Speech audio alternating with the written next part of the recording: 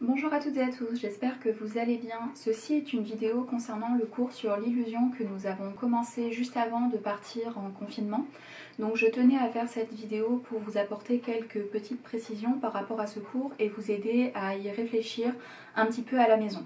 Je vais donc reprendre tout le cours du début jusqu'à la fin, comme ça on aura une vidéo complète sur le cours et vous pourrez l'utiliser pour faire une révision à la maison. Pour commencer ce cours, je vous avais projeté cette affiche et je vous avais questionné sur le sens de cette affiche. Donc vous aviez vu que le renard porte autour de lui un être humain qui en fait lui sert d'écharpe et donc que les personnes qui ont fait cette affiche voulaient dénoncer la fourrure, l'utilisation de la fourrure des animaux pour faire des vêtements.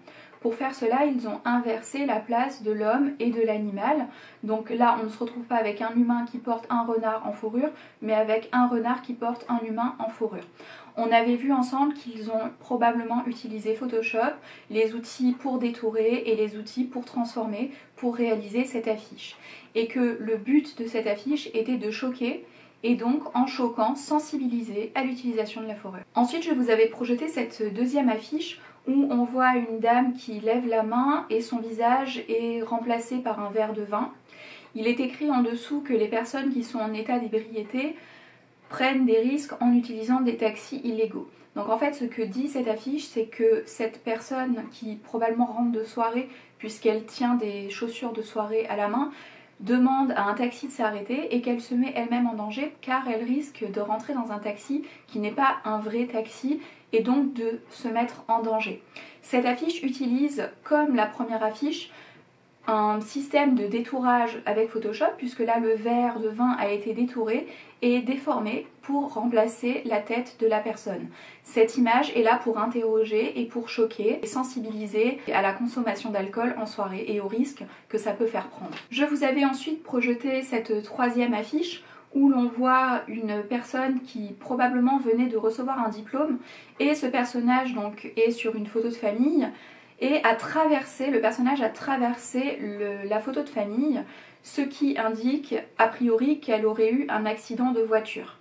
Elle tient à la main un bouquet de fleurs rouges, bouquet de fleurs qu'elle a pu recevoir pour sa remise de diplôme, mais aussi bouquet de fleurs que l'on pose sur le bord des routes quand des personnes décèdent suite à des accidents de la route. C'est une image bien sûr qui sert à choquer pour sensibiliser contre l'alcool au volant. Je vous avais ensuite projeté cette dernière image où on voit une canette probablement une canette plutôt d'alcool, de bière, avec une voiture qui est dessinée dessus et la canette est enfoncée, déformée. L'image de la voiture est elle-même enfoncée et déformée et la canette est posée sur une route de nuit. Ceci est très important car effectivement ça permet aux spectateurs de faire le lien entre la route de nuit, l'alcool et la voiture qui mène à l'accident. La bouteille étant déformée, la voiture dessinée sur la bouteille est aussi déformée. Donc ce que dit cette affiche, c'est que l'alcool au volant, le soir, la nuit en particulier, peut provoquer des accidents. Donc c'est une affiche qui vise aussi à choquer et à sensibiliser contre l'alcool au volant. Une fois qu'on a fait toutes ces analyses en classe, que vous aviez correctement analysées, je vous avais questionné sur un thème qui pourrait y avoir en commun avec ces affiches. Petit à petit, en vous questionnant, vous avez compris que ces affiches utilisent le principe de l'illusion. L'illusion est le thème de ce cours et le titre de ce cours. Je vous avais demandé ensuite d'écrire votre propre définition de l'illusion et on avait vu en classe que l'illusion se définissait par le fait de tromper, de duper le spectateur en faisant croire à des choses qui ne sont pas réelles, en utilisant les principes de détourage d'images, les principes de trucage en fait d'images. Pour vérifier que vous avez bien compris l'exercice, je vous avais donné cette dernière image à analyser par écrit pour vérifier que vous avez bien compris les analyses qu'on avait faites à l'oral en groupe et je vais bien sûr évaluer la pertinence de cette analyse que vous allez faire individuellement. Après ces analyses, je vous avais donc annoncé l'intitulé du cours. Le principe de ce cours est de réaliser une affiche anti-tabac en utilisant le principe de l'illusion. Pour faire cette affiche, je vous avais demandé de faire des recherches sur internet, on était sur les postes informatiques à ce moment-là, de faire des recherches et de lister les effets néfastes du tabac. On avait vu que ça pouvait être des effets néfastes qui étaient assez graves, tels que des cancers, ou des effets qui sont un peu moins graves, mais qui sont quand même aussi importants, comme le jaunissement des doigts. Une fois que vous avez fait ça, vous étiez questionné sur l'intention de votre affiche. Est-ce que vous voulez faire de l'humour, choquer, dénoncer, éduquer, etc.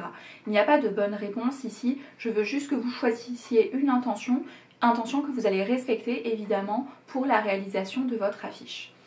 Je vous avais demandé de réfléchir donc à des détournements qui dénoncent le tabac. Certains d'entre vous avaient décidé par exemple de dénoncer le fait que le tabac créait des rides et donc vous avez travaillé sur les principes de détournement du papier des paquets de cigarettes qui seraient froissés et le papier des paquets de cigarettes froissés remplacerait les rides du visage. C'est un exemple parmi tant d'autres, il y avait beaucoup de bonnes idées et vous avez mis ces idées sur papier. Il y a une page blanche avec un cadre noir qui est dédié aux recherches et je vous avais demandé de faire trois recherches différentes qui illustrent avec le principe de l'illusion les dangers du tabac.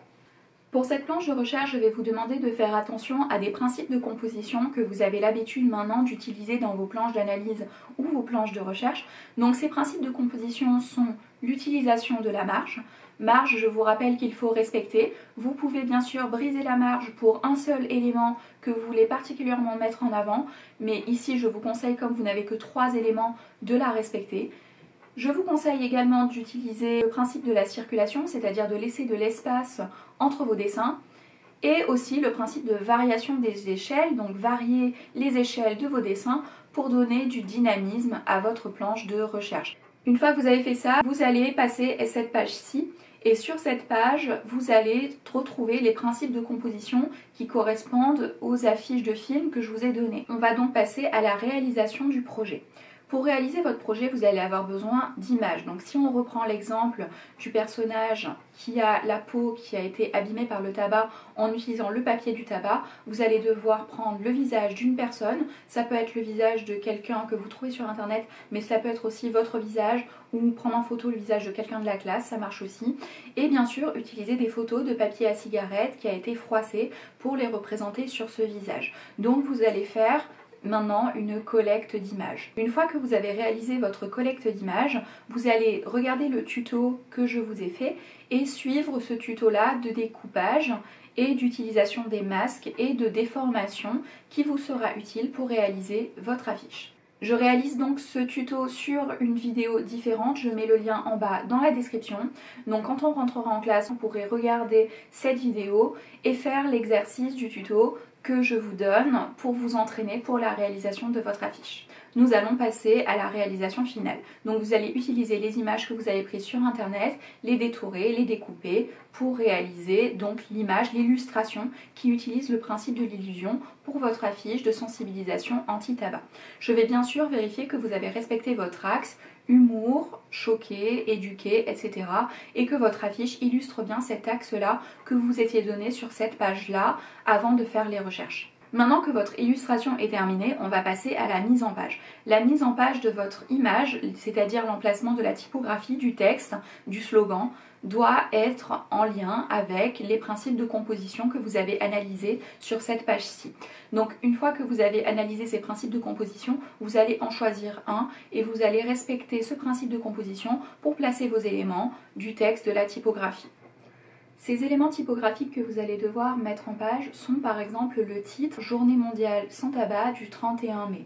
Vous allez aussi trouver un slogan que vous allez intégrer à votre affiche ainsi que le logo du lycée et le nom du lycée Georges Sand. Sur la dernière page de votre dossier, je vous ai donné l'évaluation détaillée de votre dossier, donc ce que je vais noter, évaluer. Je pense que nous ferons la composition du texte sur InDesign. Vous savez que j'aime beaucoup InDesign pour faire la mise en page du texte. Voilà, c'est tout pour aujourd'hui. Je vous remercie d'avoir regardé cette vidéo. J'espère que vous allez bien. Je vous dis pour l'instant au 11 mai, c'est ce qui est prévu. Je ne sais pas si ça va être prolongé ou si on va bien pouvoir reprendre le 11 mai, mais en attendant, je vous souhaite de prendre soin de vous et je vous dis à bientôt. Au revoir!